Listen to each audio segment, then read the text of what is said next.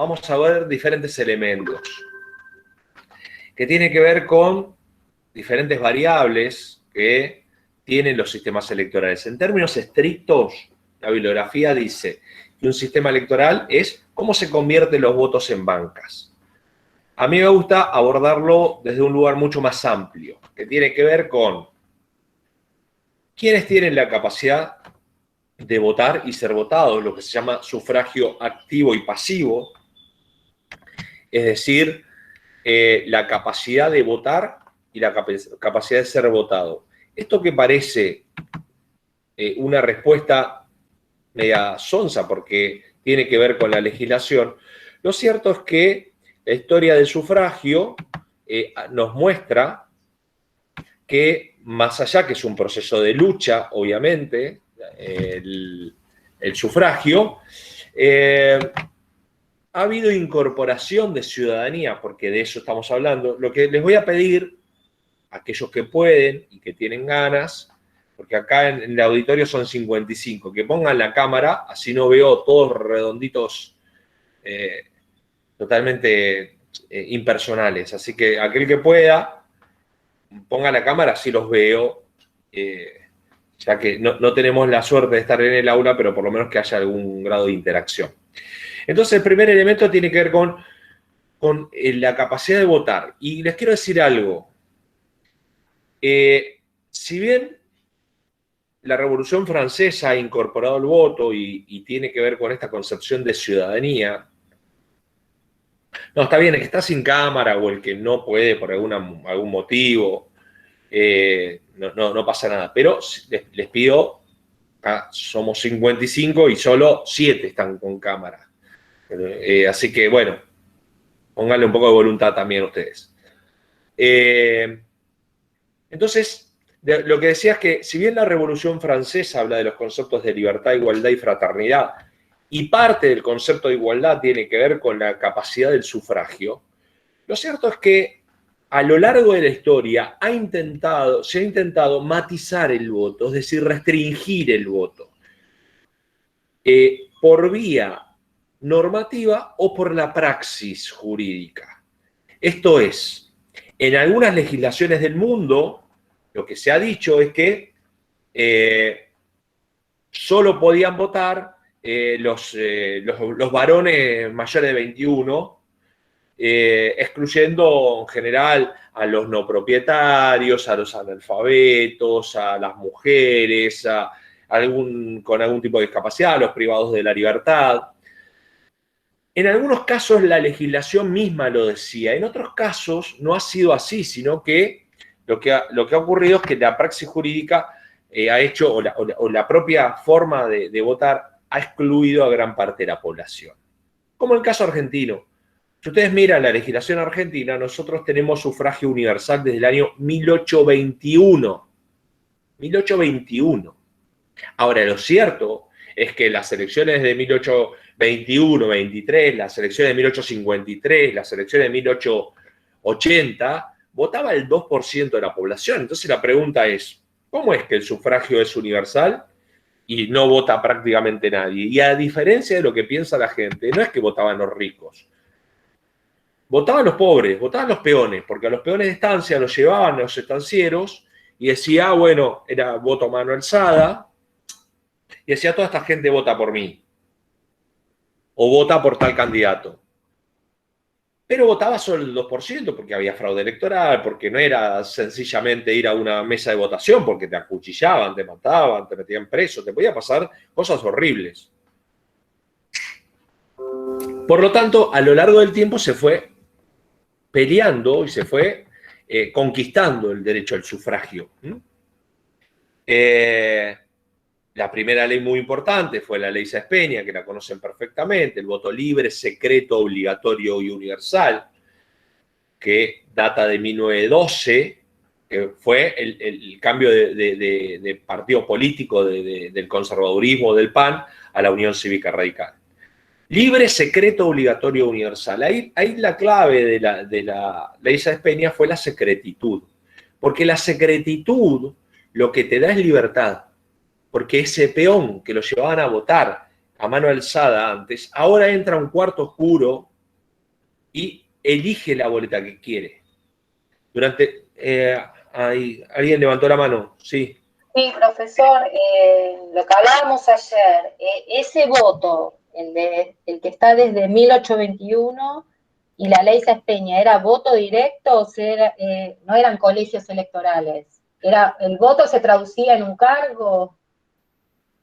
No, recuerden que nuestra fórmula para la selección de presidente de la nación en la Constitución de 1853 era colegio electoral.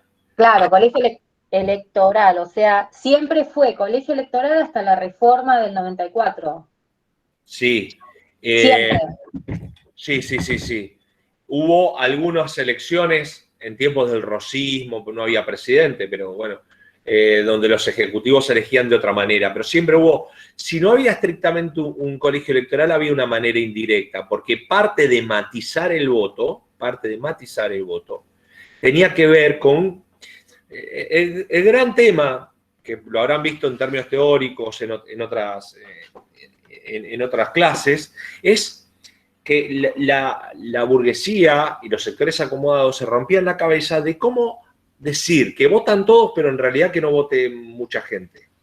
Así controlaban el voto. De hecho, también habrán visto, cuando vieron partidos políticos, los partidos de notables se caracterizan de esta manera. Los partidos notables son pocos, es una élite que se va cambiando el poder entre ellos y son pocos el cuerpo electoral.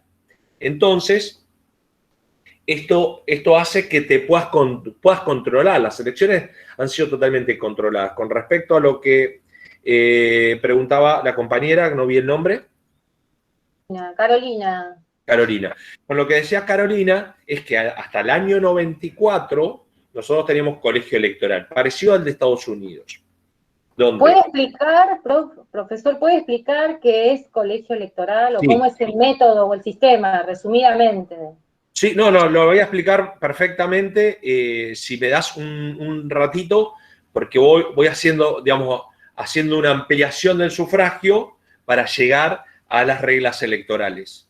Así que sí, si me esperas 2 minutitos. Ok. Entonces, primer elemento que les quería decir es esto de la ampliación del sufragio. Con la ley Sáenz-Peña empezó a votar del 2% de la población el 50%. Con lo cual, hoy con el diario El Lunes, el siglo XXI, es muy fácil criticar la ley Sáenz-Peña diciendo, pero la mujer no la dejaban votar. Y la verdad era que era totalmente lógico que la mujer no vote en 1916. No porque esté bien, sino porque la verdad es que no había mucha lucha de sufragistas. Ahora, les cuento una cosa para tomar nota. Yo soy, acá estoy yo soy de la República Separatista de Berazategui, estoy acá en Berazategui. Acá vivió la primera mujer que votó en toda América Latina, y votó en el año 1911. 1911, antes que la ley Sáenz-Peña. ¿Sí? Exactamente, Serena. Julieta Lanteri. ¿Por qué? Porque la legislación no era clara a veces y no decía que votan los hombres, decían votan los ciudadanos. Votan los ciudadanos. Entonces, Julieta Lanteri, que se recibió de médica, se recibió de farmacéutica, quería dar clase en la Universidad de La Plata. Para dar clase en la Universidad de La Plata tenía que ser ciudadana. Entonces se va a la justicia y por derecho electoral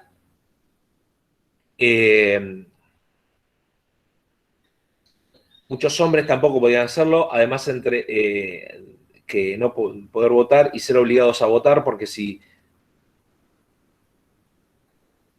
muchos hombres tampoco podían hacerlo, además de que entre no podía votar y ser obligado a votar, porque si no te pegan un... Sí, claro, era en aquel entonces, es más, pueden ver los escritos de toda la oligarquía de la época en donde se jactaban del fraude electoral que hacían, de los tiros, de los cuchillazos. Bueno, le decía Julieta Lanteri, se presenta a la justicia y le dan la carta de ciudadanía. Cuando le dan la carta de ciudadanía, dice, bueno, acá dice, votan todos los ciudadanos mayores de 21 años, yo soy ciudadana y soy mayor de 21 años, entonces voy a votar. Dice, no, señora, mire, no puede votar porque el padrón se confecciona sobre la base del servicio militar obligatorio. Bueno, yo hago la colimba, dice. El servicio militar, la conscripción.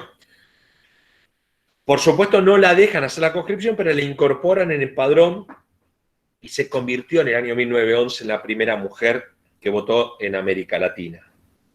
Le mando el chivo de que, así como Seba tiene su página de YouTube muy activa, yo también tengo la página de YouTube, que es con mi nombre, Gustavo Damián González, y cuento la historia de Julieta,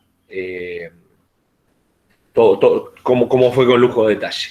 Y entonces se presenta a votar, vota, y hace un partido político, el Partido Feminista. Se presenta como candidata a diputada. 2 veces, hasta que, bueno, la matan en Capital, la atropella un miembro de la Liga Patriótica Argentina, la atropella con el auto. Lo que profesor, sí. No había padrones entonces, ella pudo votar con la carta de ciudadanía. No, sí, se confeccionaban padrones. Había padrones. Sí, siempre hubo padrones. Vos te tenías que anotar, no es como los padrones compulsivos de ahora, que cumplís 16 años y apareces en el padrón. Sí, siempre existió padrón. Porque era la manera... Desde 1821 era obligatorio el voto. No. No era obligatorio. No. El voto es obligatorio a partir de la ley Sáenz Peña. Okay. Lo que incorpora la ley Sáenz Peña es la obligatoriedad. La obligatoriedad. Y la secretitud. Y el secreto. En 1821 no era ni obligatorio ni secreto. No, era a mano alzada. Y siempre hubo padrones. Uno se tenía que anotar. Sí.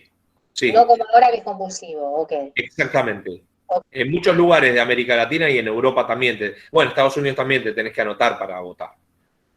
La compulsividad no se da en todos lados. Nosotros, como el voto en la Argentina es obligatorio, entonces te incorporan en el padrón a partir de los 16 años.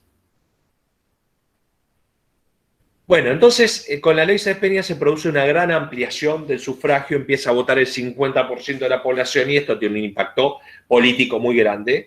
El impacto más grande es que los conservadores subestimaron tanto a la población que dijeron, vamos a darle el voto libre, secreto, todo lo que quieran. Sí, total, vamos a presionar a los peones y le vamos a ganar las elecciones igual. Y perdieron, subestimaron a los pobres. Los pobres entraron al cuarto oscuro y entendieron que el radicalismo cumplía sus intereses y el radicalismo se convierte en el partido predominante. Hubo algunas leyes de voto femenino después. San Juan y Mendoza tenían sufragio femenino en tiempos de radicalismo. Y por supuesto después viene la incorporación del voto a la mujer a fines de los 50, en donde ya ahí sí hubo una lucha de las sufragistas. Con eso se cierra el círculo, se incorpora, ahí sí el voto podemos decir que es prácticamente universal. Las últimas incorporaciones han sido las de los privados de la libertad en el año 2009. A partir del año 2009 se presentó a la justicia un privado de la libertad sin sentencia firme. Y a partir del año 2009 votan los privados de la libertad sin sentencia firme. ¿Qué quiere decir esto? Que aquellos que no tienen condena votan en los penales. Lo mismo que le decía recién. A veces la matización del voto es por vía de la praxis. Porque si bien tienen que votar, están obligados a votar y tienen que votar, lo cierto es que votan 1.300 presos, más o menos. Profesor, y en el 2009 también no fue la incorporación de los mayores de 16, pero no obligatorio, sino optativo, que los chicos de 16... No, eso fue posterior. Eso fue posterior.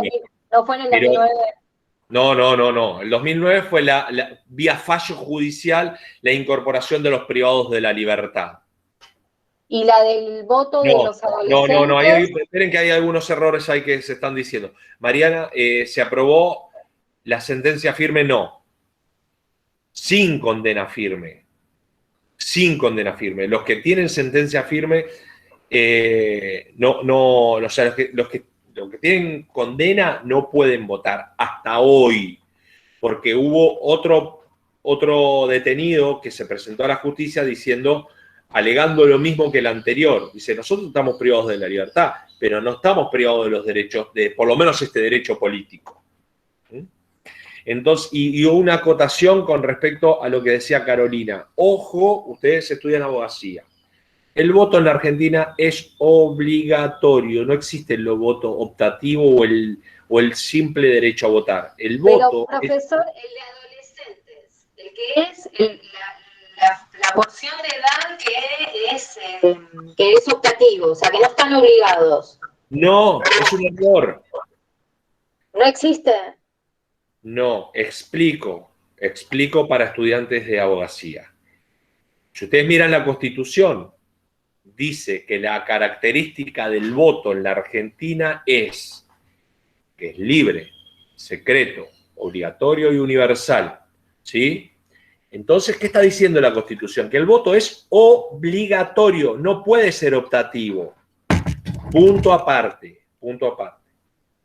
Los jóvenes de 16 a 18 y los mayores de 70 años, si no van a votar, no les pasa nada. Esto es otra cosa. Perfecto, o sea, perfecto. No tienen una sanción, exactamente, pero sigue siendo obligatorio. Exactamente. Perfecto. El voto es obligatorio, pero no tiene sanción alguna. Los jóvenes de 16 a 18 y los mayores de 70. Pero es un error técnico, por más que en la praxis sea lo mismo, es un error técnico decir los jóvenes tienen derecho a votar pero no obligación. No, en la Argentina, por ley, estamos todos obligados a votar. La diferencia entre los de 18 y los mayores de 16 a 18 y mayores de 70 es que no tiene sanción alguna. Claro, Brenda, no habrás tenido 18, o también lo que pasa en la Argentina es que hay gente que no votó nunca en su vida y no le pasa nada, porque en realidad lo que dice la ley es que si no vas a votar, durante 1 año y medio no podés iniciar ningún trámite administrativo. Es decir, no podrías anotarte a la facultad, no podrías irte del país. Y aparte tenés una multa. Esa es la sanción por la cual no votar, ¿sí? Sí, a veces se implementa la sanción, Mariana, sí. Sí, en principio sí, porque vos cuando termina una elección aparece un registro de todos los sancionados, donde vos tenés que pagar la multa. Al año y medio caduca eso. Entonces, la otra incorporación fue la de los privados de la libertad. Alguien dijo que lo vuelvo a explicar. Los que no tienen condena firme votan en la Argentina. Pero lo cierto es que no les llevan la boleta, no los bajan del pabellón. O sea, tienen problemas para votar. No es tan sencillo en un penal votar. Más allá de que se hacen, llegan las boletas, están los fiscales, el presidente de mesa, como votamos todos nosotros. Pero para elegir presidente, sí. Para elegir presidente de la nación es una persona, un voto. El peso específico de cada uno de los ciudadanos, del cartonero que pasa por la puerta de tu casa, de la verdulera de 3 cuadras o de un doctor en ciencia política o un abogado, el voto es uno.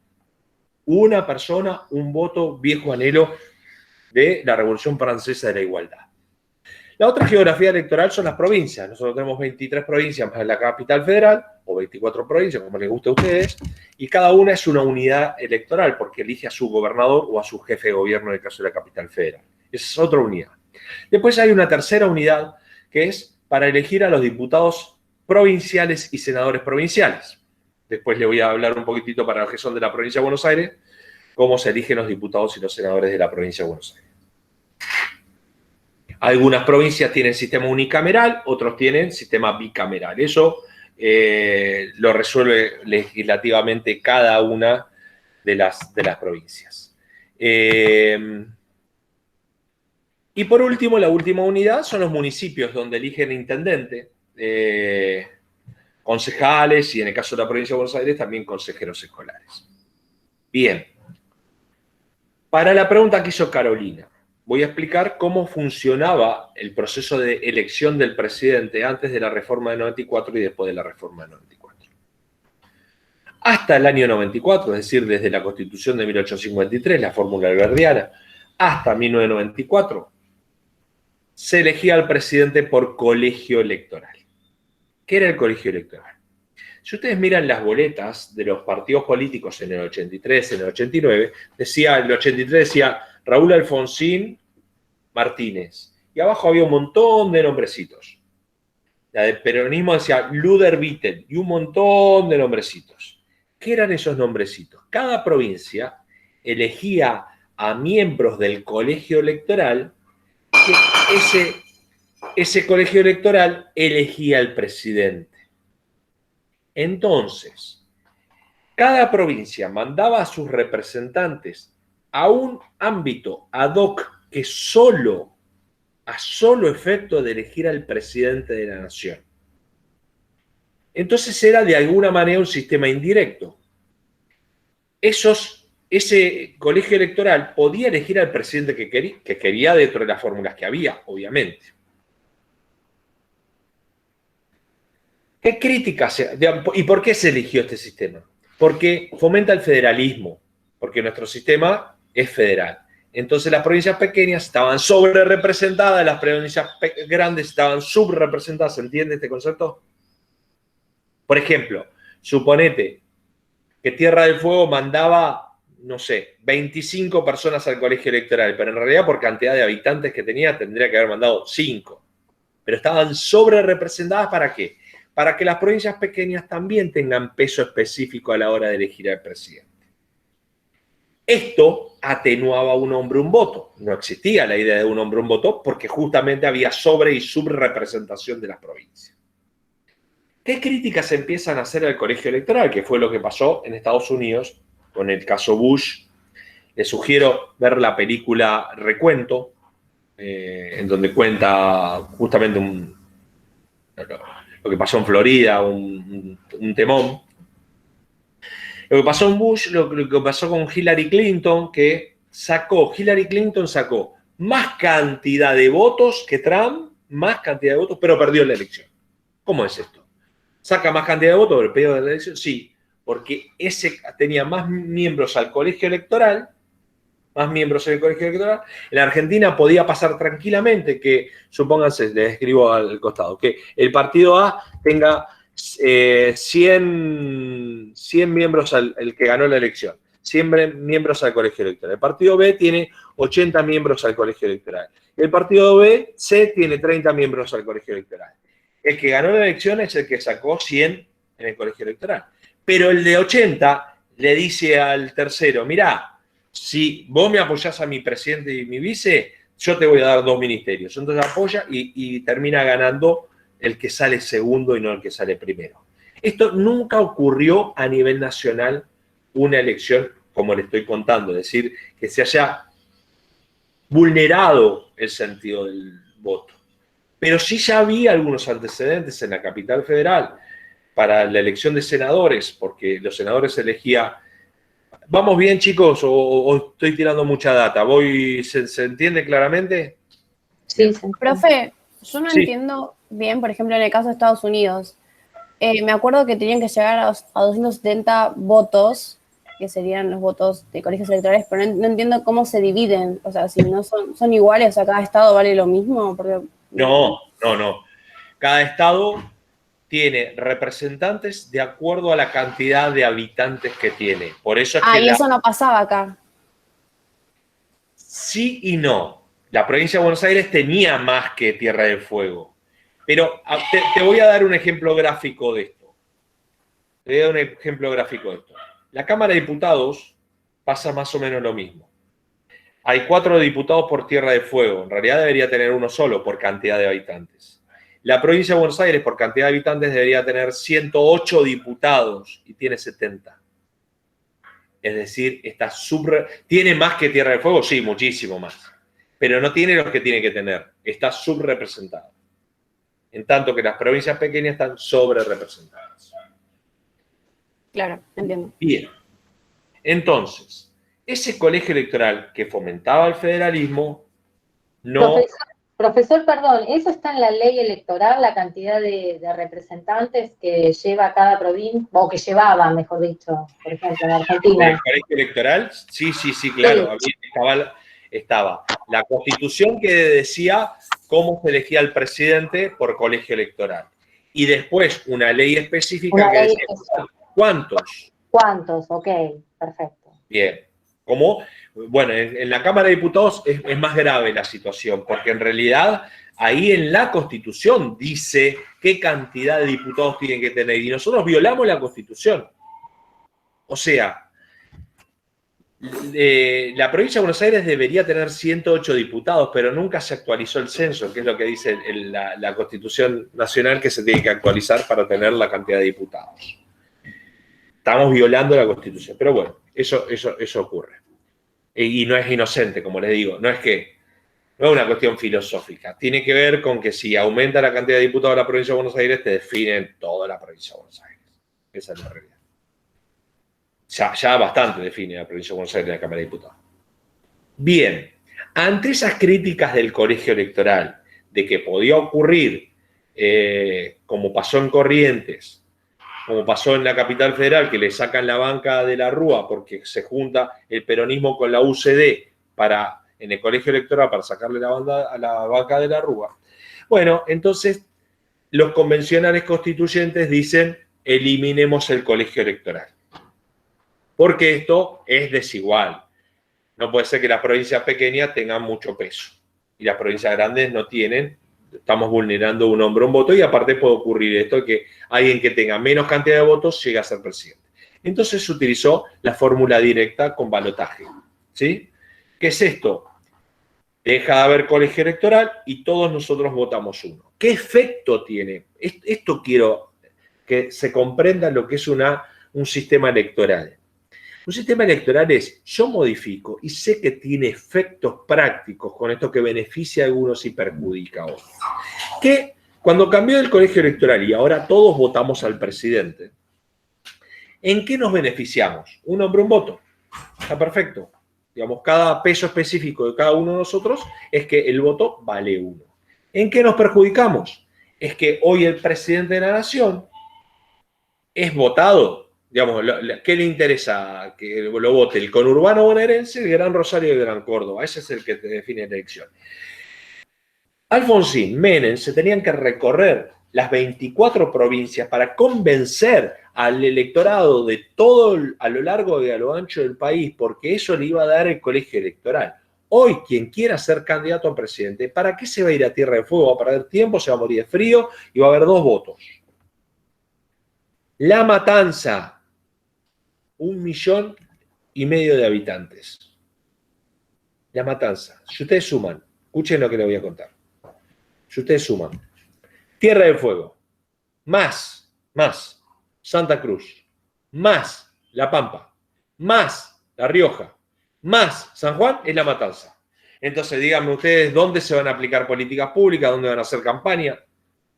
Solo La Matanza. Sumale Loma de Zamora, 800.000 votantes. Sumale Berazategui, 500.000 votantes. Conurbano bonaerense, tercera sección electoral, 4 millones de votantes.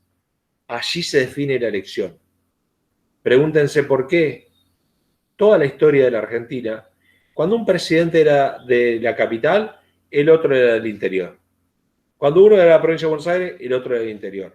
Después de esto, después de la reforma del 94, primer intendente de la capital federal, tuvimos por primera vez la fórmula de la capital federal. Macri y Michetti eran los dos de la capital federal. Era impensable esto en el colegio electoral.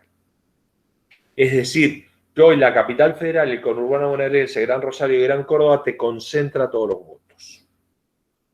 Entonces se eliminó el colegio electoral y se eliminó el federalismo de alguna manera.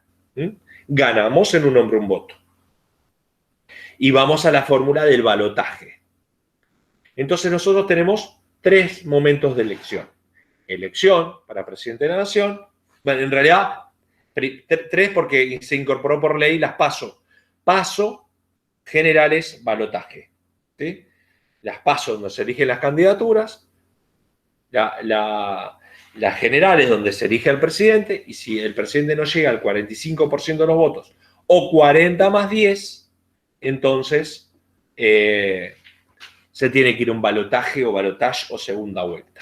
Y ahí tenés para elegir a dos fórmulas. Bien, esto fue una modificación muy importante. Profesor, una pregunta de lo que dijo Bien. recién. Ahora es Ujú. paso, generales, balotaje. Antes no había paso. No. Dentro del mismo partido político no había paso. No. ¿Qué había? Eso era por carta orgánica de los partidos políticos. Por ejemplo, en general el peronismo lo elegía por asamblea o convenciones. Hubo una elección, una vez que se eligió por elección interna, cerrada, es decir, los afiliados del partido político votaron por o Menem o Cafiero. Obviamente ganó Menem. El radicalismo en general siempre lo resolvió por internas. En el 83, Alfonsín de la Rúa. En el 2003, no sé, Moró, ¿Qué Terrania. diferencia hay entre Menem y Cafiero, que fue una elección cerrada, digamos, solo los afiliados, y la interna? ¿Qué llama interna? Interna, No es una votación. No ¿Eh? es una votación. ¿Agrupación? No, interna, no es una votación. Es como Sí, es una votación. Es una Todos los votación. afiliados del peronismo del país o todos los afiliados del radicalismo del país, todos van a una elección interna en donde votan quién quiere que sean sus candidatos. Hasta la llegada de las PASO se votaba de esta manera, se elegía así a los candidatos. Perfecto, ok. Bien.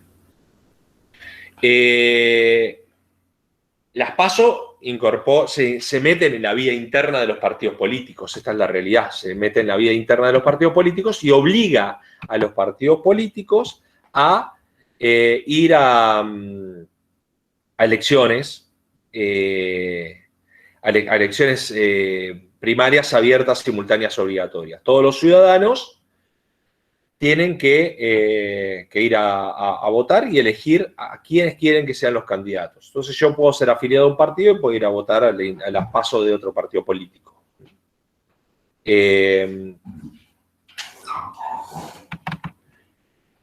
Eso entonces, tenemos PASO, elecciones generales y balotaje.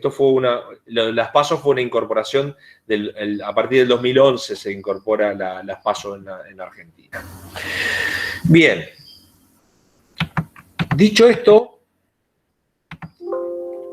estoy buscando ahí el tema del PowerPoint para mostrarle cómo funcionan los estrictamente sistemas electorales que convierten los votos en bancas. Profe, ¿y no hay un sistema que sea medio entre el colegio electoral y un hombre, un voto, para que se sostenga el federalismo?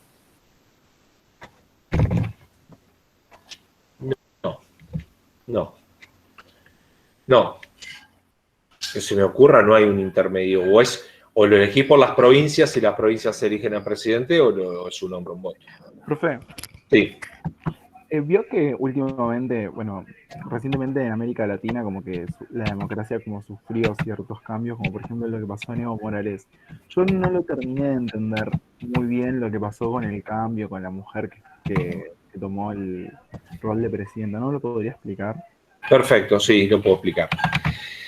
Lo que pasó en Bolivia es que Evo Morales modificó la Constitución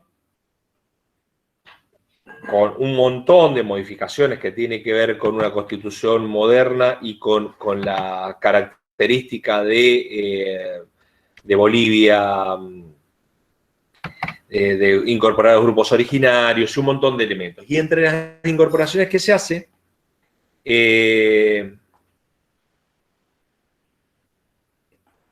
contesto lo de Valeria y dice que en teoría es más democrático después de la reforma del 94. Mirá, nosotros esto con Seba hicimos todo el año pasado, hicimos encuentros con reformistas del 94.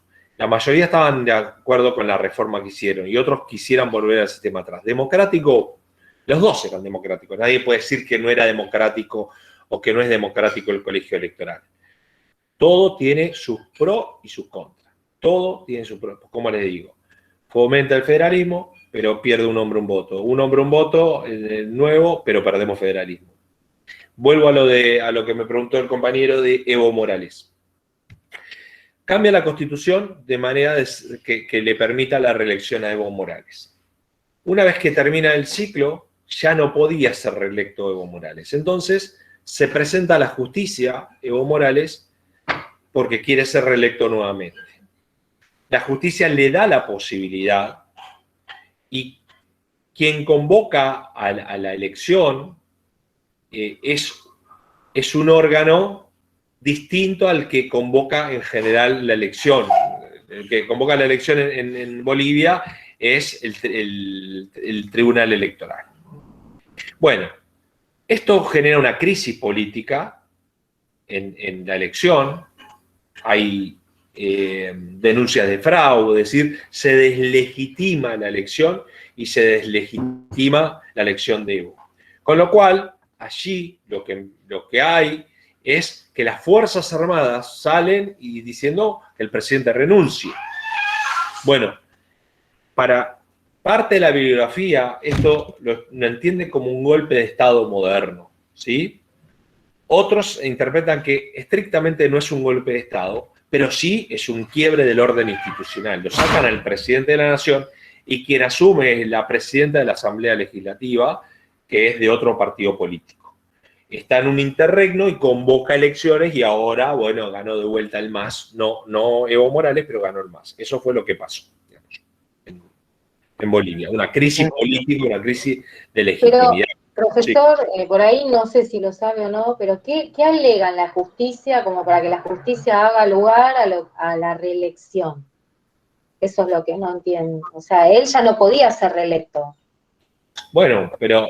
A ver, durante mucho tiempo Evo Morales fue presidente de la Nación, con lo cual había miembros de la Corte que le eran afines.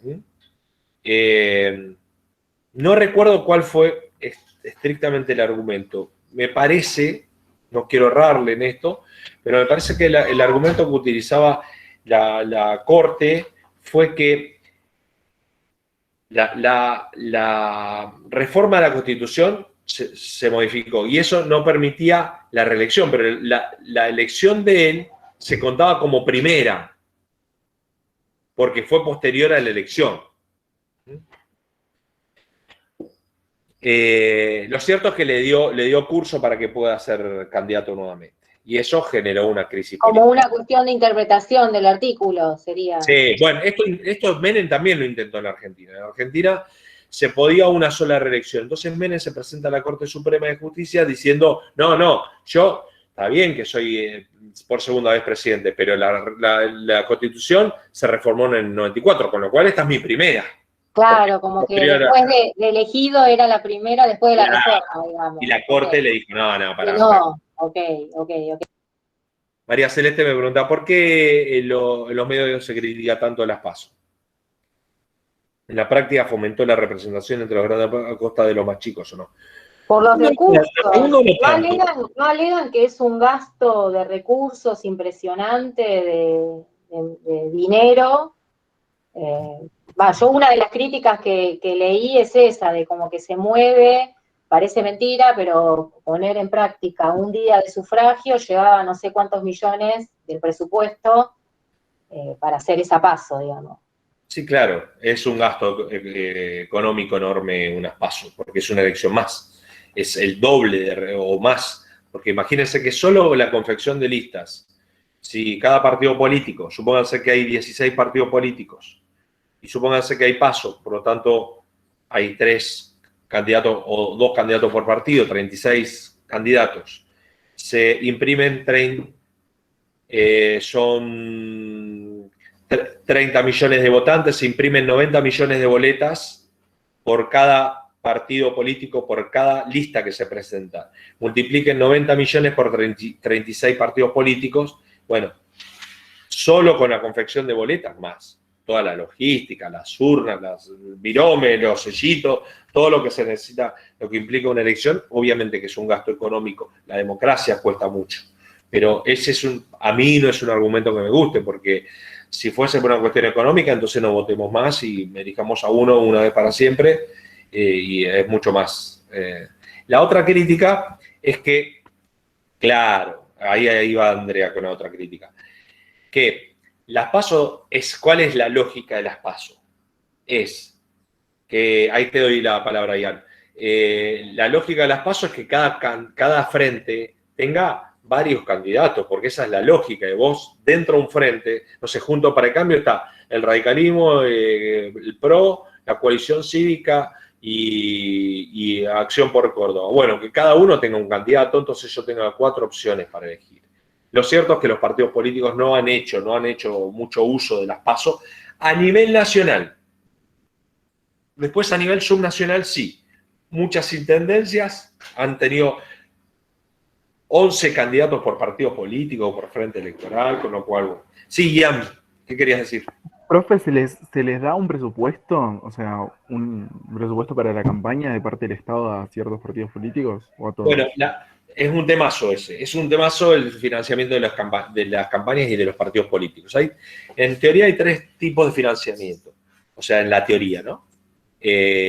Solamente legislaciones que permiten financiamiento meramente privados. O sea, no, el Estado dice, nosotros no tenemos por qué hacernos cargo del financiamiento ni de los partidos políticos. El otro extremo es, solo el Estado se va a hacer cargo, no pueden hacer publicidad privada. Y la tercera es un sistema mixto. El Estado nos hacemos cargo de los partidos políticos porque forman parte, pero a su vez los partidos políticos podrían tener financiamiento privado. Bien, nosotros pasamos de un sistema meramente más privado que público ahora con la ley de las PASO, entre otras cosas, se incorpora una modificación en el financiamiento de las campañas y de los partidos políticos, producto también de la reforma de la Constitución, porque en la reforma de la Constitución aparece la palabra partidos políticos y el monopolio de la representación, y que los partidos políticos son órganos fundamentales para el sistema democrático, cosa que la Constitución antes del 94 no mencionaba la palabra partidos políticos. Esto es interesante para los que estudian Derecho. No existía la palabra partido político en la Constitución de Alberdi. Ni siquiera existía la palabra democracia en la Constitución de Alberdi. Bueno, es un dato ahí de color a tener en cuenta. Bueno, entonces, ¿cómo se financian hoy los partidos políticos?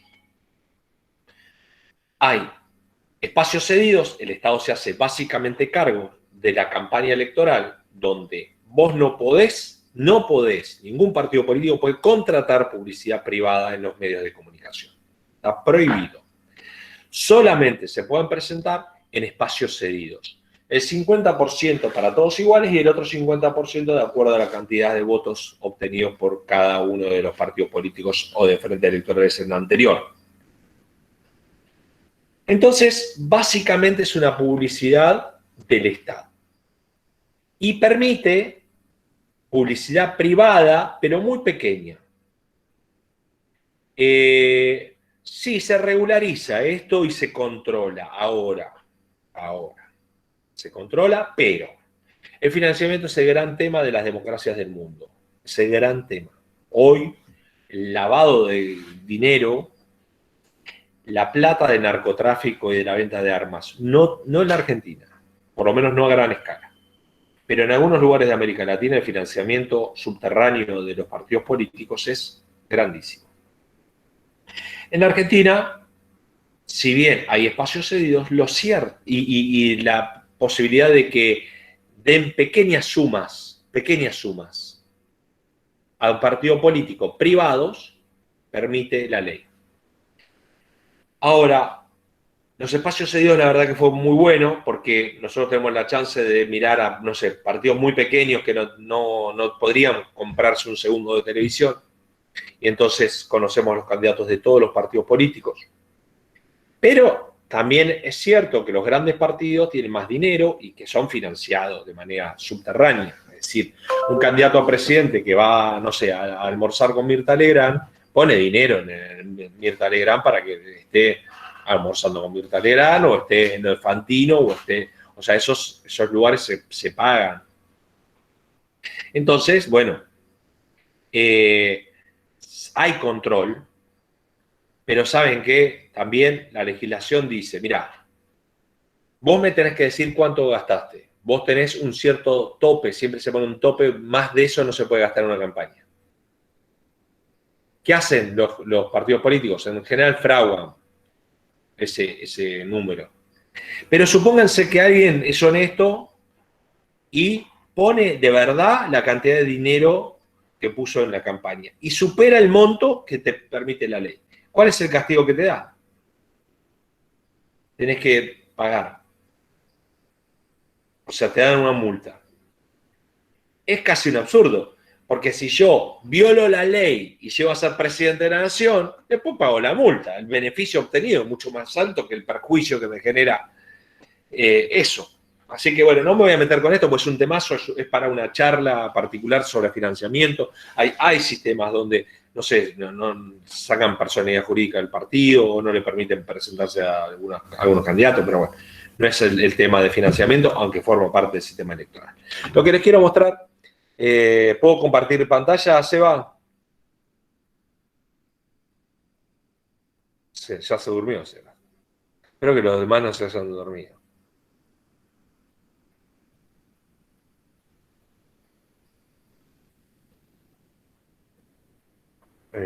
No me dormí te estoy escuchando atentamente y podés compartir pantalla.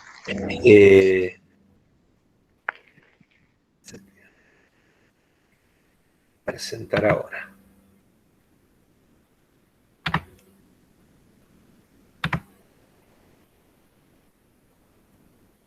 A ver.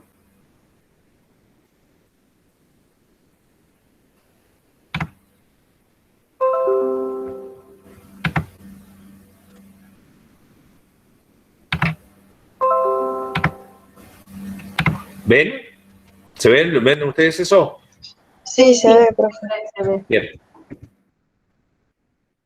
Esa es alguna de las preguntas que les había hecho, de, bueno, quiénes pueden votar, quiénes pueden ser votados, cuántos votos dispone cada elector. Son preguntas que parecen obvias, pero no son obvias. ¿Cuántos votos dispone cada elector?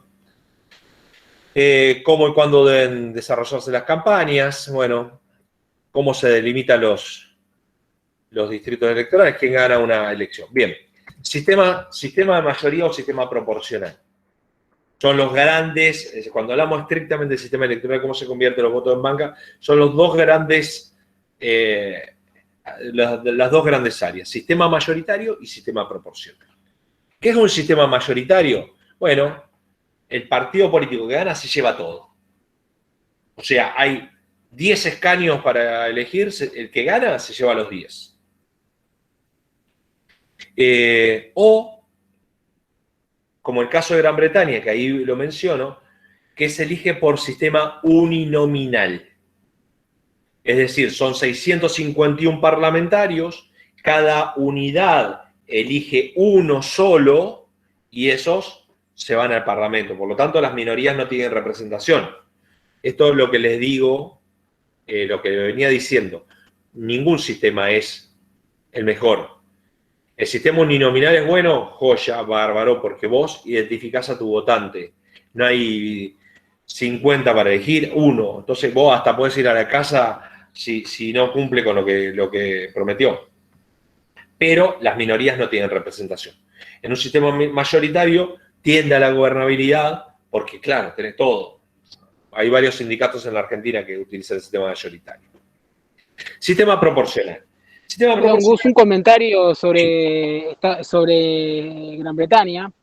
¿Se acuerdan que estuvimos hablando de la película Joe Blake estos días?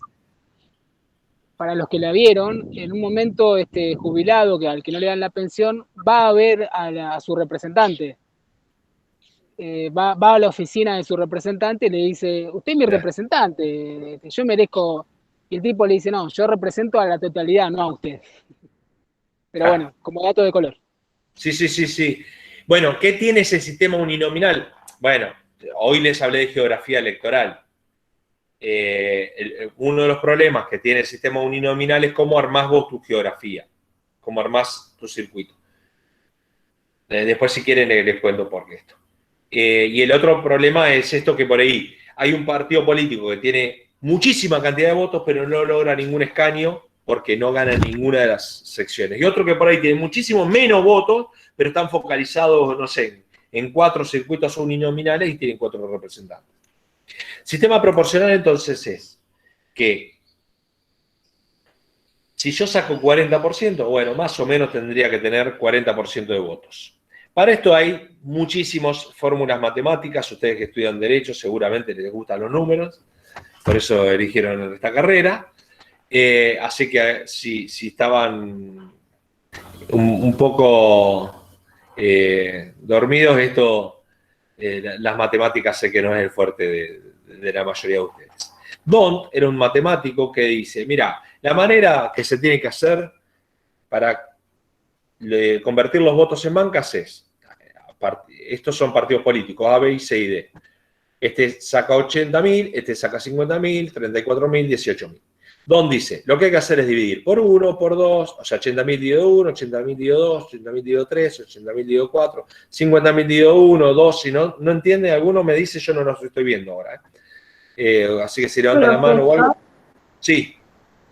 ¿Yo soy la única que no ve la pantalla compartida o todos la ven? No, yo tampoco la veo. Por eso ¿no ven? No estamos viendo. ¿Por qué no ven? Se fue cuando habló el profesor Sankari. Pensé que le había sacado adrede. Sí.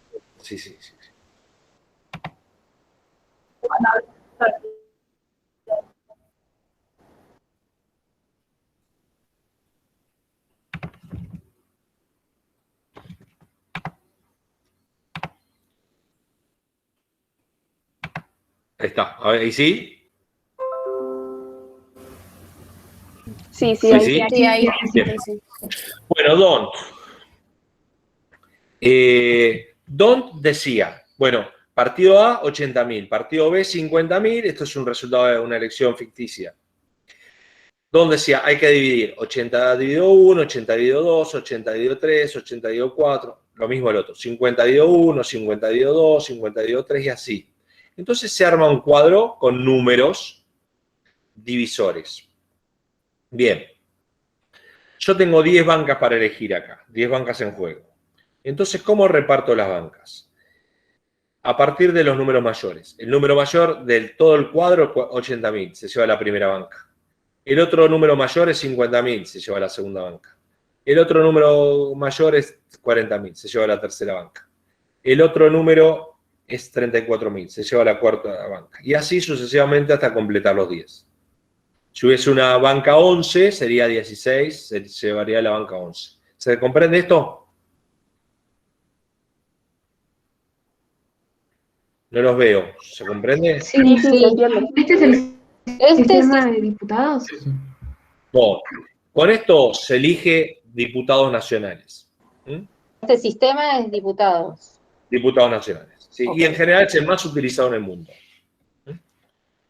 Sistema Hare, o por cociente.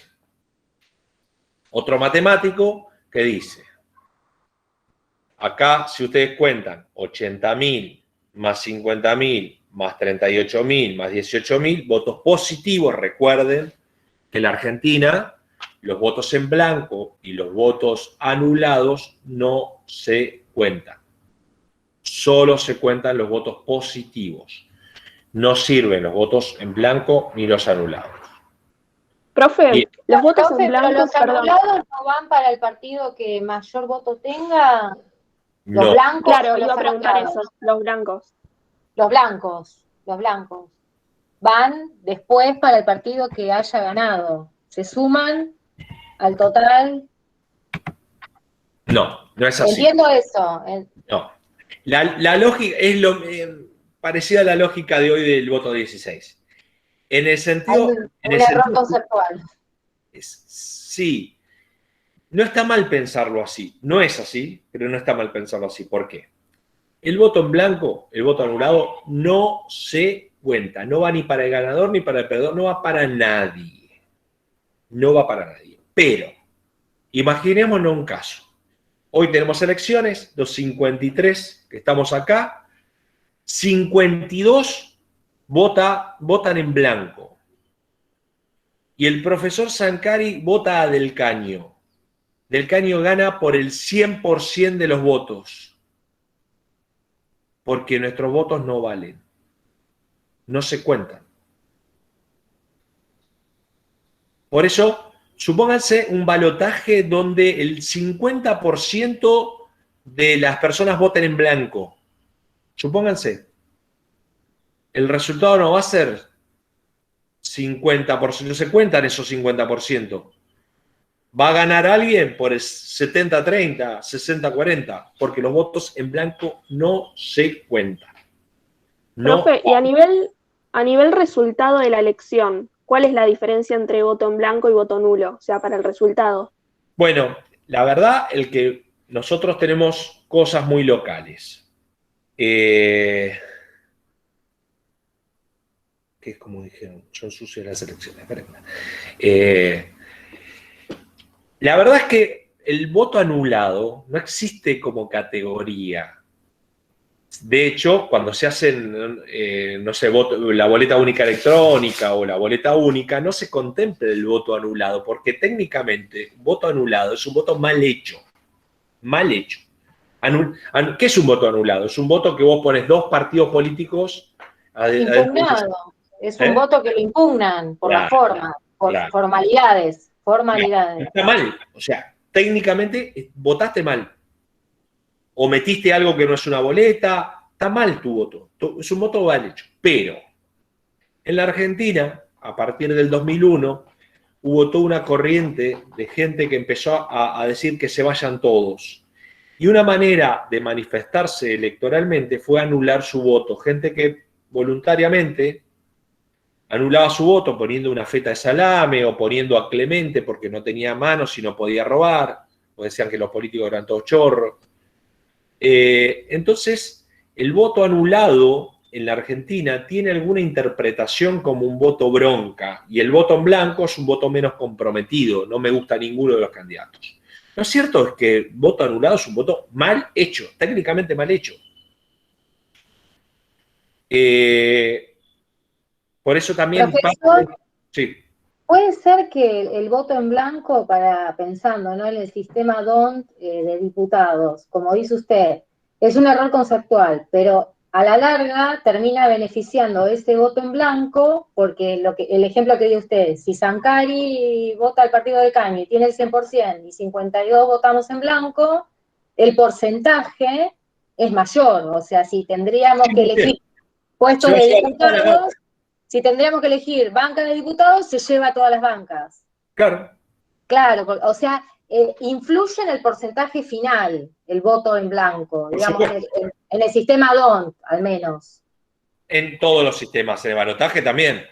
Ok, o sea, hace peso en la distribución final, digamos. Esos porcentajes hacen que el que gana se lleve mayor porcentaje. Exactamente, por eso no está mal pensarlo así, digamos, linealmente decir, el voto en blanco beneficia al que gana.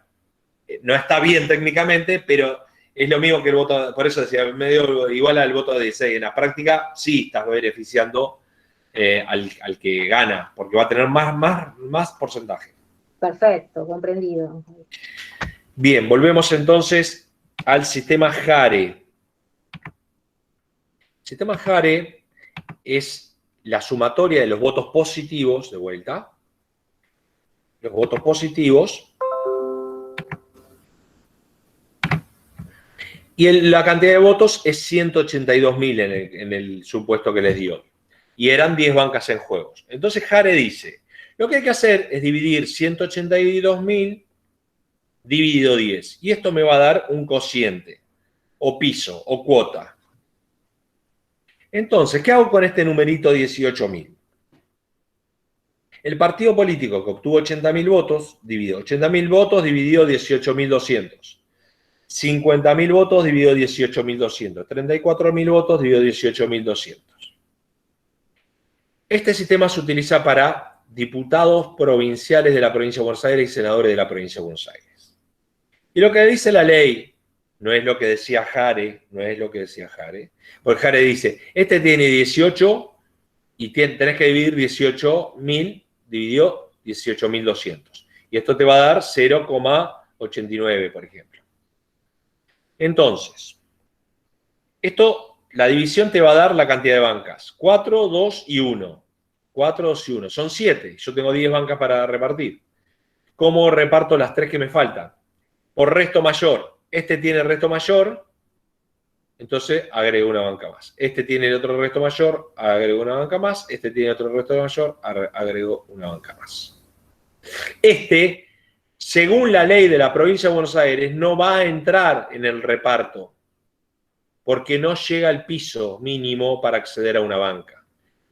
Vuelvo a repetir, este sistema así se utiliza para diputados de la provincia de Buenos Aires, senador de la provincia de Buenos Aires, concejales de la provincia de Buenos Aires y consejeros escolares. Entonces, en la práctica, lo que ocurre en la provincia es que a veces, obteniendo el 43% de los votos, si nadie llega al piso, se obtiene el 100% de las bancas. 54% de los votos se lleva, o 38% de los votos se lleva todos los senadores. Y en los municipios pasa lo mismo con los concejales. 47% de los votos, 100% de los concejales. 60% de los votos, 100% de los concejales. Les decía, para los que son de la provincia de Buenos Aires, la geografía electoral, la provincia se divide en 8 secciones electorales. 8 secciones. De acá salen los senadores y diputados. Fíjense lo que es educación cívica, ¿no? Lo que es formación cívica. Si ustedes le preguntan a cualquier ciudadano de la provincia de Buenos Aires, primero no van a saber ni que existe una categoría que se llama diputados y senadores de la provincia. Y si le preguntás cómo se eligen, no tienen ni idea. Inclusive a estudiantes de abogacía o a algunos de ustedes que deben ser de la provincia de Buenos Aires, esto no tienen ni idea. Los senadores y diputados de la provincia de Buenos Aires están en La Plata. Se eligen por esta geografía electoral. 8 secciones electorales. Sur, 6ª sección electoral, epicentro Bahía Blanca, Patagones, Villarino. La 5ª, que es la costa, ¿no? Necochea, Mar del Plata, hasta Tandil, Pila, pasando por Lezama, Chascomús. La 7ª sección electoral, la más chiquita, la del centro, La Barría, Bolívar, Azul. La 4ª sección electoral, Lincoln, Chacabuco, Chivilcoy. La 2ª sección electoral, Junín, Carmen de Areco, San Antonio de Areco. Y las más importantes, 1ª sección electoral, Capital Norte, Vicente López, San Isidro, Pilar, Tigre, pasando por Oeste, Morón, Moreno, José Cepaz, hasta Navarro, Mercedes. 3ª sección electoral, Capital Sur, que va de Punta Indio, Magdalena, pasando por La Matanza, Loma de Zamora, Almirante Brown, Lanús, Avellaneda, Quilmes, 19 distritos. Y la 8ª, que es La Plata. La Plata es capital de la provincia y es sección y municipio al mismo tiempo. Y voy a terminar con el tema del sufragio, ¿sí? Así no me voy mucho con el tiempo. ¿Cómo votamos? Sistema de boleta única. No voy a explicar formato papel. El formato papel es el que votamos nosotros, cortamos boleta. Como estamos acostumbrados, así es como se vota hace 100 años en la Argentina, donde vos tenés diferentes categorías y podés cortar boleta. El otro es sistema de boleta única. ¿Cómo es? Hay 2 maneras de boleta única. Te dan una papeleta por cada categoría, esto es una elección de Bolivia, y vos ponés en la cruz acá, ¡pac!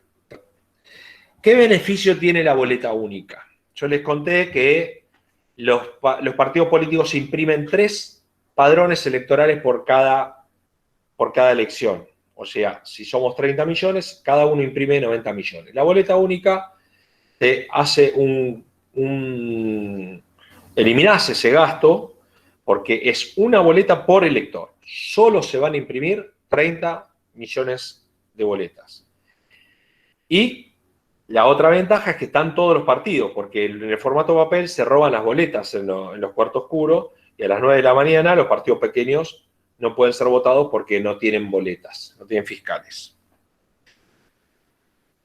Acá es entonces vos pones una crucecita y así pones en cada uno de los... ¿Qué perjuicio tiene esto? Bueno, por ejemplo, cuando hay muchas categorías, supóngase que tenemos que votar, como votamos en la provincia de Buenos Aires, en alguna oportunidad presidente y vice, diputado nacional, diputado de Mercosur, parlamentario de Mercosur, gobernador y vice, parlamentario de Mercosur de la provincia de Buenos Aires, senador provincial, gobernador, intendente. Son 8 categorías. Nos dan 8 papeletas y la gente tiene que votar en 8 papeletas y poner en 8 urnas, con lo cual hay una complejidad ahí. Después hay algunos problemitas técnicos que, bueno, yo estuve en la elección de Bolivia y, por ejemplo, a Evo le ponían una carita feliz o le ponían te quiero. Y entonces, ¿ese voto vale o no vale? Porque en realidad el voto es una cruz y si se te va la cruz, lo pones en un costadito, acá vale o no vale. Bueno, hay algunas cosas.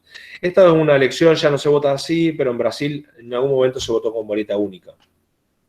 Acá la papeleta están todas las categorías, presidente, gobernador, senador, y pones una crucecita en donde querés elegir. De vuelta, cuando hay muchas categorías, la boleta puede ser muy grande. Costa Rica vota con boleta única, un sistema muy bueno. Este es una de las críticas que se le hace a la boleta única, es decir, che, pero está solo el candidato 1, y el 2 y el 3 no me aparece acá.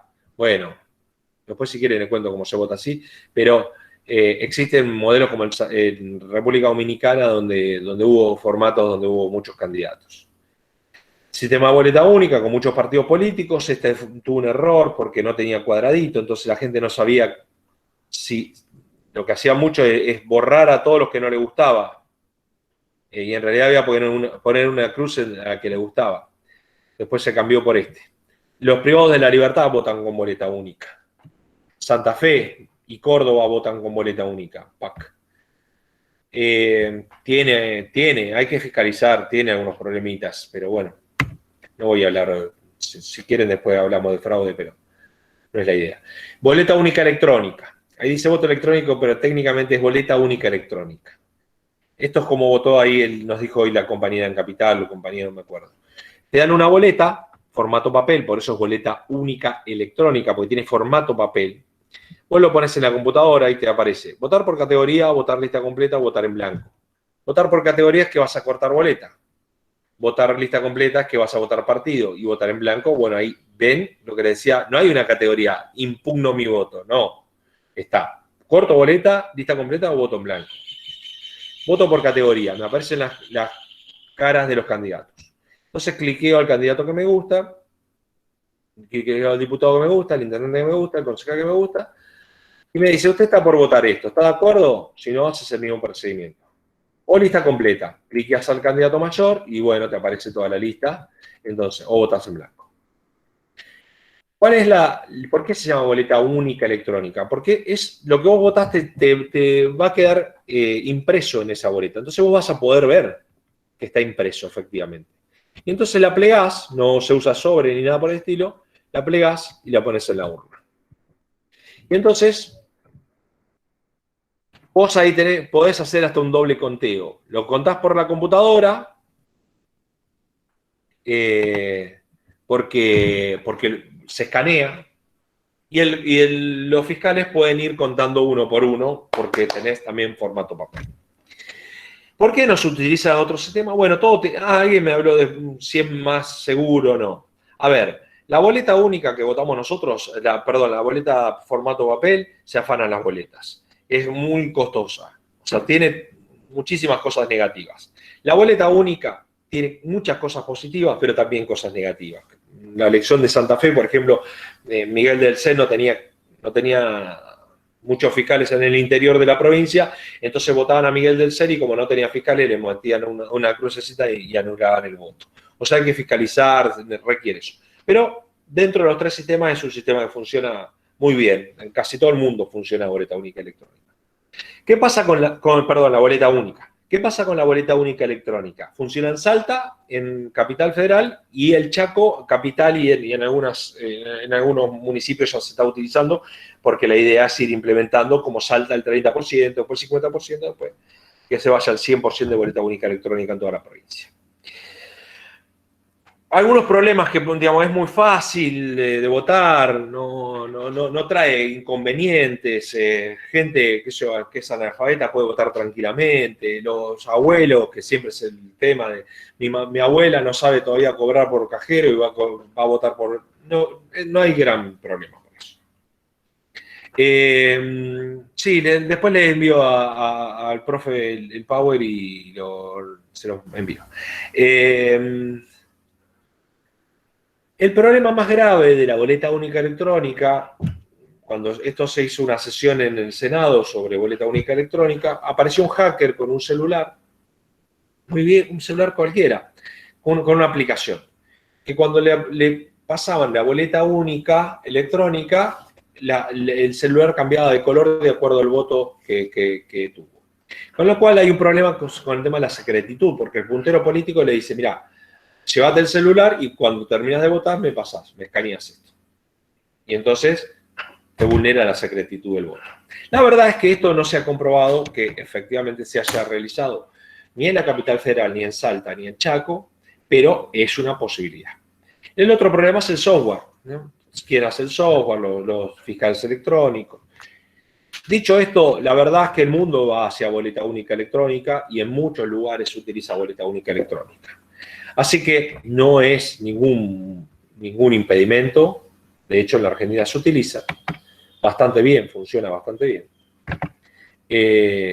Bueno. Profesor, ¿y el Sí. voto electrónico puro, sin que exista la boleta, sería como un doble control? ¿Existe en algún sistema en Francia? Muchos. No hay control. El control es apretás Enter y te da el resultado. Claro, pero queda algo, yo digo, voto electrónico puro, que no sea que me imprima, o sea, uno va por pantalla y vota, y listo, y quedó ahí, no tiene que pasar por la urna. ¿Sí? Ese sistema existe también. Estados Unidos, Venezuela, Costa Rica, en algunos Son lugares. todos electrónicos puros. Europa, sí, totalmente, no hay formato papel. Habrán visto los Simpsons que aparecía, tac, tac, tac, votaba y quería votar al otro, Homero. Sí, puro. El problema de una elección es que vos podés tener una elección totalmente legal, pero si la gente desconfía de la elección, tu elección se cayó. Vos podés tener un sistema perfecto, pero si la gente cree que hay fraude, se te vulnera el sistema democrático. Entonces, imagínense un sistema en América Latina de solo voto electrónico, en donde vos cliqueás ahí en la computadora y te vas. ¿Habré votado o no habré votado? No tengo ningún comprobante, ¿qué onda? O sea, va a haber mucha desconfianza sobre ese sistema. No estoy diciendo que el sistema es malo, lo que digo es, el sistema perfecto que desconfíe la gente, perdiste.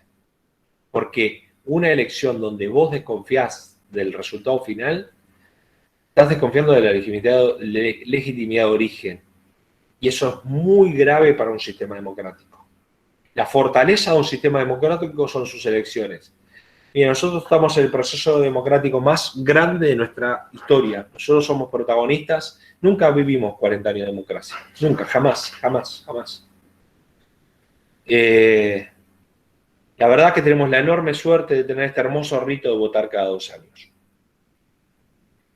Y a pesar de que sabemos que si no vamos a votar no nos pasa demasiado, lo cierto es que el 82% de los argentinos van a votar ese domingo.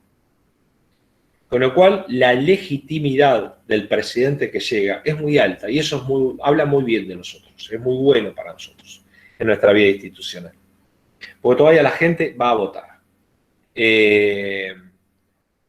Con todo lo que ustedes piensan y que ocurre. O sea, yo les puedo contar miles de cosas asquerosas, horribles, elecciones en Formosa, en Tucumán, donde se prendieron fuego las urnas misteriosamente, secuestros de personas, entrega de falopa para que la gente vaya a votar, imposibilidad de ir a fiscalizar. Suceden cosas horribles, pero la verdad que en líneas generales, en términos generales, las elecciones son bastante limpias en Argentina. Nadie gana con fraude electoral en Argentina, por suerte hasta ahora.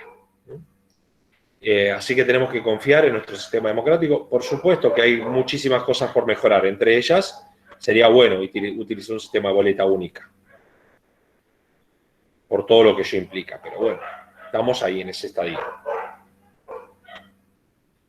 ¿Alguna otra pregunta o consultas? Ayer una pregunta con respecto de los sistemas electorales. ¿Qué sistema hace que haya un mayor equilibrio en la Cámara de Diputados, por ejemplo, o la de senadores, que justo ayer hablábamos, que nuestro país tenía tradición presidencialista, y la manera de votar hace que siempre tenga el respaldo de, al menos de la Cámara de Diputados, no de ambas cámaras quizás, pero que también hablábamos del jefe de gabinete, de su destitución o de lo que podía pasar sin moción de censura, juicio político. Pero ¿qué sistema quizás podría hacer que haya un equilibrio de poder, digamos, entre lo que es el poder ejecutivo y el legislativo? Tiene que estar relacionado con la manera de elegir, o sea, de colegios electorales, voto Totalmente. directo. Un ¿Y sistema care puro. cuál sería el sistema más adecuado para fomentar por ahí una distribución del poder un poco más, no sé, descentralizada? El sistema más proporcional o uno de los más proporcionales que existe es el Jare, pero no Jare a la bonaerense como les conté, Jare como la pensó el matemático. ¿Por qué? ¿Cómo la pensó el matemático? Si alguien no llega al piso, saca 0,80 y entonces podés entrar diputados por resto. Entonces los sistemas Jare hacen que los partidos pequeños tengan chance de verdad de entrar a la Cámara de Diputados. De senadores no, porque es 2 y 1. Ahí no tenés para jugar. Pero sí en la de diputados. Por eso, para ser legislador porteño, por ejemplo, con 1,5% de votos podés llegar a ser legislador porteño. O sea, les da muy poco porcentaje, porque permite más la mayor proliferación de partidos. En porteño se usa el sistema Jare puro. No. Se utiliza el don, pero sin piso. Porque don sin piso. ¿Por qué sin piso? Porque en la Cámara de Diputados nacionales, para ser diputado nacional, hay un piso legal que es el 3%. Entonces, vos necesitas llegar al 3% y de ahí entras al don. 3%, estamos hablando en la provincia de Buenos Aires, unos 300.000 votos. Ok. En cambio, en Cava no. En Cava don no sin tenés piso. Entonces, con 1,5 podés ser legislador porteño. Ok. Y profesor, ¿y antes existía dentro de los partidos, puede ser la ley de lemas? Existe en Misiones, existe en Santa Cruz. ¿Y eso puede explicar brevemente cómo funciona la ley de lemas? Ley de lemas. Lema A es un partido, ¿sí? Es un partido. Dentro del partido A se pueden presentar 600 candidatos, si quieren. Entonces, un candidato 1 obtiene 1.000 votos. Candidato A1 le ponemos A1, 1.000 votos. Candidato A2 obtiene 400 votos. Candidato A3 obtiene 100 votos. Está el partido B, que obtiene 500 votos. El candidato B1. 500 votos. El candidato B2 obtiene 400 votos. El candidato B3 obtiene 300 votos.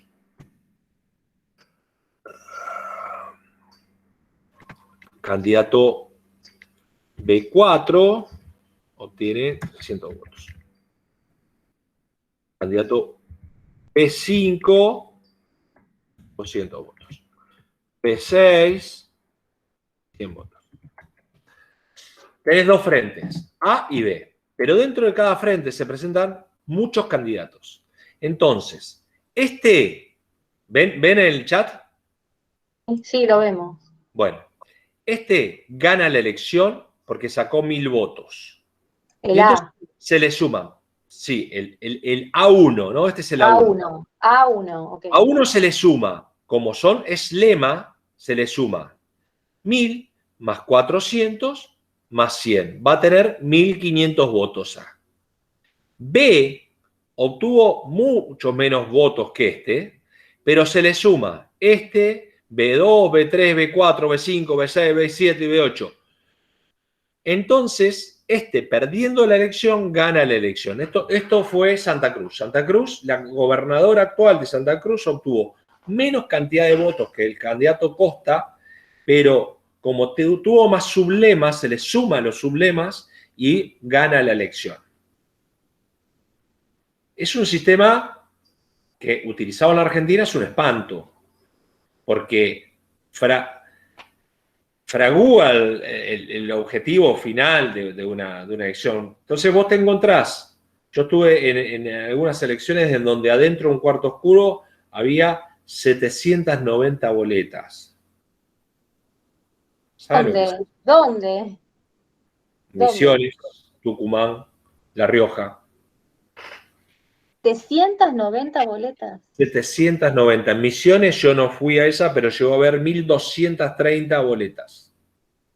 ¿Dentro del cuarto oscuro? Dentro del cuarto oscuro. Imagínense la montaña. Si ustedes van y quieren encontrar a su candidato, es imposible. ¿Por qué? Porque la idea es armar 2 millones de sublemas. Mientras más sublemas tenés, más posibilidad de ser votado. Lema la palabra lema refiere a la ideología del candidato. Sería. No, es un frente o un partido. Lema no, pero ¿qué significa? Claro, ¿a qué apunta la palabra lema? Lema es. En realidad, este es un invento de los uruguayos, pero en Uruguay funciona bien, funcionó muchos años bien. Entre Ríos muchos años tuvo y funcionó bastante bien este lema. Lema es. A ver, se supone que un frente o un partido tiene muchos frentes, muchos grupos internos. Entonces, vos tenés, no sé, Juntos para el Cambio, como les dije, 4 partidos políticos. El Frente de Todos, hay varios partidos adentro de eso. Entonces, está pensado para que la ley de lemas te contemple todos los sublemas. Vos puedas, si vos sos Massa y querés ser candidato del Frente de Todos, bueno, seas candidato. Y Alberto Fernández también sea candidata, y Cristina sea candidata, y no sé, Rodríguez sea candidata. Todos están amparados dentro de ese lema. Y entonces, por eso es que se suman los sublemas al lema. El tema, digamos, y Uruguay lo ha funcionado muy bien porque los partidos políticos son muy heterogéneos, entonces le ha funcionado. Pero el tema es que en la Argentina, bueno, no somos medio truchos. Entonces, arman sublemas a solo efecto de tener más cantidad de votos. Es una estrategia. Claro. Ok, Claro. ok. Yo he participado de 3 departamentos de La Rioja. Escuchen la que les voy a contar. 3 departamentos de La Rioja que había más cantidad de candidatos que gente que vivía en la ciudad. Más cantidad de candidatos que gente que vivía en la ciudad. ¿Por Y qué? eso, profesor, eso está permitido en la constitución de cada provincia, por ejemplo, Misiones. Lo permite la constitución y la ley electoral de Misiones. Es todo avalado por ley, o sea, es una tradición. Hay mucho de tradición. Están parados por ley porque no están haciendo nada ilegal, porque en realidad, por ejemplo, tu domicilio, Carolina, vos mañana vas al registro civil y decís, yo vivo en el Río de la Plata, y te ponen, yo vivo en el Río de la Plata, o vivo en la calle de Pichincha 3, 4, vos ponés la dirección que vos quieras. Entonces, ¿qué hacen los punteros políticos de La Rioja? van a otro pueblo, a otra ciudad o a otra provincia y le dice, mirá, anda al registro civil y vos ponés mi dirección. El día de la elección te pagan unos mangos y venís a votar. Entonces, en una casa viven 200 personas en teoría, porque tienen toda la misma dirección. Entonces lo van a buscar, le hacen un tour y encima lo llevan a votar y le pagan unos mangos. Bueno, más cantidad de votantes que gente que vive. Pero es una locura eso. O sea, tendría que ser. Eso Es una sí. locura ya que haya más candidatos No, que habitantes por, Claro que es por una locura. distrito. Eso está denunciado. Ahí en Misiones no funciona un partido hace 30 años. Es uno de los... Formosa o Misiones, estoy confundida ahora. Casi todas las provincias, Carolina, funcionan. A ver, Santa Cruz tiene el mismo partido político, gobierna desde el año 46. Formosa, desde el año 46, el mismo partido político. San Luis, el mismo partido político del año 46. Chaco. No, Chaco tuvo alternancia, el radicalismo gobernó en 2 oportunidades con Rosas. Bueno, Jujuy hasta ahora, pero desde el año 46 el mismo partido político. El Neuquén gobierna el Movimiento Popular Neuquino hace 70 años. O sea, la alternancia de poder es difícil en la Argentina. Eso se llama cancha inclinada, síndrome de la cancha inclinada. Gilda dice, es un fraude. Sí, la verdad que sí, yo eso en La Rioja lo denuncié, sí me tuve que ir de la Rioja espantado de la elección. Pero sí, eso es abiertamente, eso es un fraude, porque eso sí te vulnera el resultado de la elección.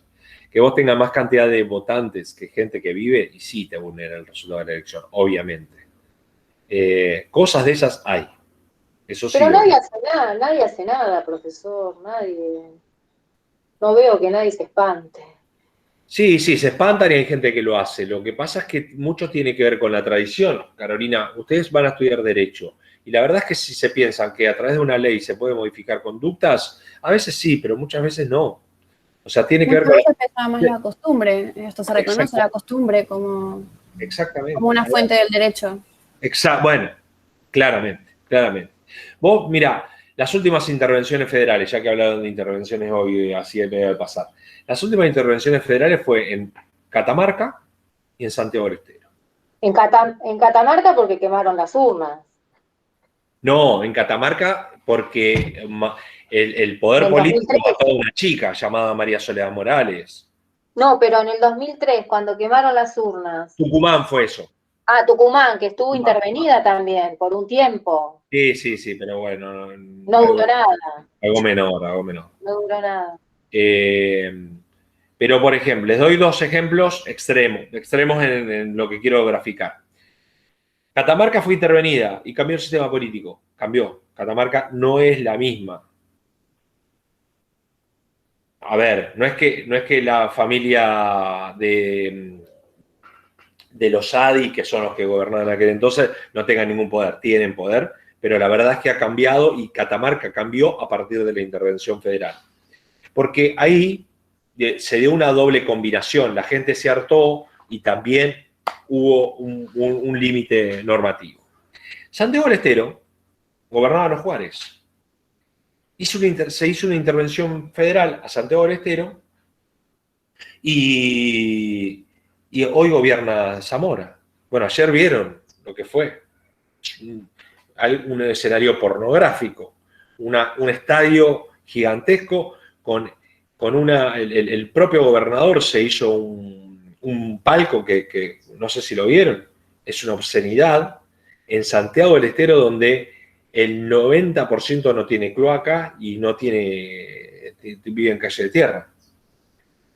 ¿Pero por qué? Porque son sistemas prefeudales, la democracia ha llegado al país para consolidarse, pero en muchas provincias aún no tenemos una democracia en el sentido estricto de la palabra. Formosa, Santiago del Estero, Chaco en menor medida en algunos lugares. No ha llegado la democracia a nivel subnacional, ¿no? Entonces, bueno, hay intendentes del interior, del norte, que ganan por el 90% de los votos. ¿Sabes? 90% de los votos, eso no es democracia. O sea, ¿hay fraude? No hay fraude, pero el intendente te consigue trabajo a vos, a tu hija, a tu hermana. Entonces hay una sola escuela de votación. Se pone en la puerta y le marca la boleta a todo y dice, ¿te acordás que yo te di trabajo? Bueno, eso existe. Son los subterráneos de la política. Pero son marginales, ¿eh? O sea, son marginales. Eso no es la lógica y no es lo que en general ocurre en casi ningún lugar del país. Son lugares puntuales. Sí, pero son lugares puntuales, pero marcan el destino de la provincia muchas veces. O sea, A son veces todas las provincias que nombramos, son todas provincias que están pobres. Yo conozco el norte, mis papás eran de Chaco, y cuando yo iba, gente pobre, o sea, todo el tiempo. O sea, la gente que es pudiente es recontra reducido y pasa esto. Yo tengo 42, tengo 6 años, 5 años, y siempre es lo mismo. Cada vez están peor. O sea, la gente no se da cuenta que la política le define la vida. O sea, son provincias todas empobrecidas, la gente no tiene futuro. O sea, a mí me da de ponerme a llorar cada vez que veo. Es horrible, o sea, los que no se dan cuenta que la política les define la vida. Gente sin posibilidades, es horrible lo que pasa en la provincia, en las provincias, en muchas, no en todas. No dista de ser la lógica de cualquier escenario político, por lo menos en la Argentina. Yo vivo en Berazategui, está el mismo intendente del año 1987, cuando ustedes no habían nacido. El mismo intendente del año 1987. Y estamos hablando de 30 minutos de la capital. Ezeiza gobierna Granados desde que se fundó Ezeiza, desde que conformó Ezeiza. Es más, para rebatirte un poquitito esto, Carolina, porque si no pareciera que es las provincias pobres solamente. Pensemos en el centro de estudiantes que ustedes votan en la Facultad de Derecho. La verdad es que gana siempre la misma lista. Y se supone que son gente de clase media, más pensante, y sin embargo gana siempre el mismo. ¿Por qué? Gobierna la misma agrupación política hace años. Es que también nadie quiere involucrarse. Por ejemplo, en los centros de estudiantes yo veo que nadie, o sea, como que los que sí les gusta hacer política, aman la política, militan, hacen, no sé, la gente cuando va a votar, yo al menos creo que lo hace por un deber porque la facultad nos obliga a votar. Hay un montón de gente que si no nos obligara no iría a votar. Dice, ay, a ver, ¿a cuál voto? Me da los apuntes, bueno, me da la fotocopia gratis, bueno, lo voto. Esas no se ponen a pensar mucho de, ay, a ver qué programa académico, a ver qué propuesta hizo. Miran más bien qué beneficio, no sé, me da la fotocopia gratis, no sé, me pone computadora para que pueda consultar, me trae una persona para que me ayude a inscribir, o como que siempre es en beneficio, como decía usted recién, me da el trabajo, o sea, en la municipalidad me está dando el trabajo, entonces ¿a quién voy a votar? La gente no tiene ganas de involucrarse, eso lo leía la otra vez en el texto que nos tocó para el parcial de Durán Barba. Decía que la gente quiere mirar, no sé, un programa de Chimento, o leer un portal de juegos o de pornografía, en vez de involucrarse en política. No se da cuenta que está definiendo su vida. Sí. Bueno, pregúntense ustedes. La de sus hijos, la de sus padres. Uno cuando habla con otros padres que dicen, mira, mi mamá me decía, yo tengo 76 y pasa siempre en Argentina. O sea, la corrupción, los golpes, no cambia nada. O sea, yo ya no tengo ni ganas de ir a votar porque veo que no cambia nada. Siempre estamos en el mismo círculo. O sea, la gente está desilusionada. Y precio el huevo y la gallina. Entonces no voy a votar porque nada cambia, entonces yo no me comprometo. Imagínense si ustedes acá que hacen una carrera política, porque el derecho tiene que ver con la política. De hecho, esta materia se llama Derecho Político antes y se sacó ese nombre porque era retórico, porque todo derecho es político. O sea, ¿quién más que ustedes deberían involucrarse en la política? Y sin embargo, de los 55 que cursan en este curso, si yo les pregunto, seguramente 4 militan en política, el resto no milita. O sea, ¿qué queda para aquel que no estudia nada o que estudia física? gente en general no se involucra demasiado en la política. Que por ahí también no significa que uno esté militando para un partido, pero por lo menos que conozca, que escuche, que vea las campanas, que lea, o sea, cuando hay que votar, saber qué propone cada uno. Hay gente que va el domingo se levanta y fue y votó, agarró la primera boleta que encontró, más o menos lo que tenía en mente. Es que la gente no mira muchas propuestas, ¿eh? Si yo les pregunto a ustedes que son, digo, ustedes son un grupo selecto, son una elite, aunque sea cultural, no importa, una elite de la elite. Por eso llegan a la Universidad de Buenos Aires. Si yo les pregunto a quién van a votar el año que viene, lo más probable es que la mayoría voten lo que en general vienen votando. O sea, independientemente de la propuesta que tenga, no tenemos amplitud de criterio en ese sentido. No, a la gente no le interesa demasiado la propuesta que tienen. Votan más candidatos, personas.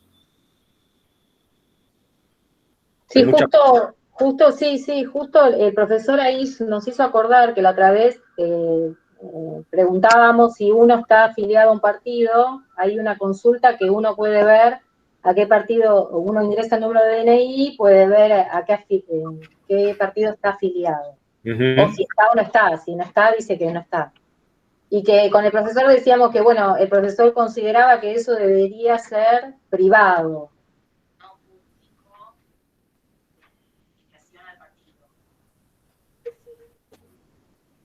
Te escuchan entrecortado. ¿Ahí me escuchan? Sí. No, que preguntábamos la otra vez de que si está bien que uno conozca la afiliación al partido que tienen los candidatos o una persona X. O sea, que está bien que sea público eso. No, a ver, que esté afiliado o no, por eso es que no te dice a qué partido estás afiliado.